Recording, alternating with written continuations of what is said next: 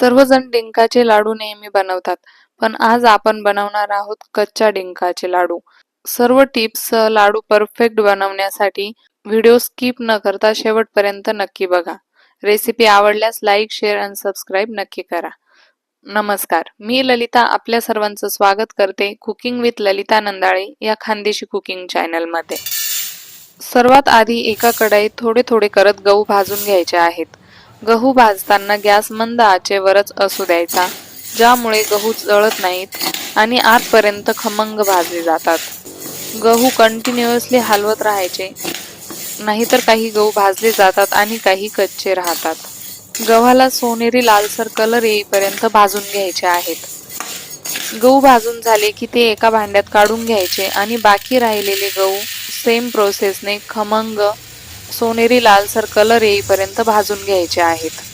भाजलेले गहू दळून आणायचे आहे. दळताना ते जाड रव्यासारखे असू द्यायचे, जास्त बारीक करायचे नाही. 1 वाटी बारीक केलेली खारीक आणि 2 वाटी किसलेले खोबरे पिठात घालून घ्यायचे आहे. आता डिंक मोजून घ्यायचा आहे. 4 वाटी गहू घेतलेले होते, त्यासाठी 1 वाटी डिंक घ्यायचा आहे. डिंक मिक्सरमधून फिरवून घ्यायचा. डिंक मिक्सरमधून फिरवल्यानंतर गाळणीने गाळून घ्यायचा आहे. त्यात काही डिंकाचे मोठे खडे राहिले तर ते पुन्हा बारीक करून घ्यायचे आहेत. गाळून घेतलेला डिंक पिठामध्ये घालून घ्यायचा आहे. त्यानंतर 1 वाटी काजू आणि 1 वाटी बदाम बारीक करून घ्यायचे आहेत. ते देखील पिठामध्ये मिक्स करून घ्यायचे आहेत. सर्व साहित्य चांगलं मिक्स करायचं, एकजीव करून घ्यायचं. 2 वाटी तेल मी गरम करायला ठेवलेले होते. तेल चांगले गरम झाले की त्यात गूळ घालून घ्यायचा आहे. लाडू परफेक्ट बनवण्यासाठी सर्व साहित्य एकाच वाटीने मोजून घ्यायचं आहे. 4 वाटी गहूसाठी 2 वाटी गूळ मी इथे घेतलेला आहे. हे प्रमाण अगदी बरोबर आहे, परंतु तुम्ही तुमच्या आवडीप्रमाणे गूळ कमी जास्त करू शकतात. गूळ लवकर वितळण्यासाठी किसणीने किसून किंवा चिरून घ्यायचा आहे. गूळ कंटिन्युअसली हलवत राहा. एकसारखा सर्व गूळ तेलात वितळून घ्यायचा आहे. गुळाचे बुडबुडे उठायला लागले की पाक तयार होतो. आता गुळाच्या पाकात भिजलेली मेथी घालून घ्यायची आहे. मेथी कशी भिजवायची हे मी मेथीच्या लाडूच्या रेसिपीत सविस्तर सांगितलेले आहे. तो व्हिडिओ या व्हिडिओच्या शेवटी बघायला मिळेल किंवा चॅनलला जाऊन देखील तुम्ही बघू शकता. माझ्याकडून मेथीची वाटी पाकात पडली असं काही व्हायला नको, म्हणून लाडू सारखे पदार्थ बनवताना घरातील कोणाची तरी मदत नक्की घ्या.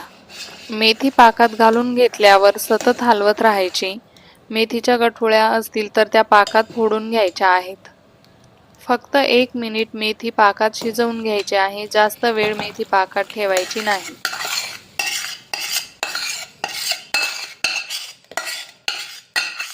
आता गुळाचा पाक मिश्रणात घालून घ्यायचा आहे.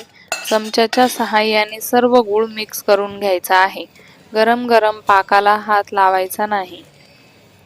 मिश्रण थोडे थंड झाले की हाताने चांगले एकजीव करून घ्यायचे आहे.